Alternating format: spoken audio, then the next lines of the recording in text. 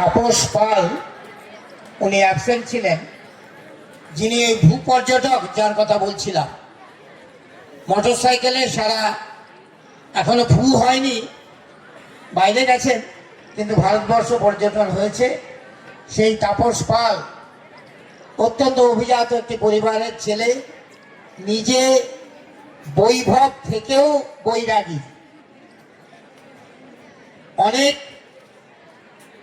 রকম রাস্তায় তিনি যেতে পারতেন, কিন্তু অদ্ভুত কাণ্ড, তিনি এমন একটি রাস্তা বেছে নিলেন ভারতবর্ষকে জানবার জন্য, যেটি তার ব্যক্তিগত অন্তরকে পরিশুদ্ধ করে চলেছে নিত্য নিয়ত।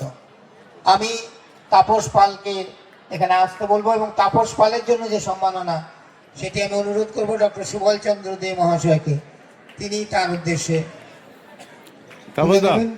তাপস পাল বিশ্ববিদ্যালয়ের আধিকারিক, বিশ্ব পর্যটক।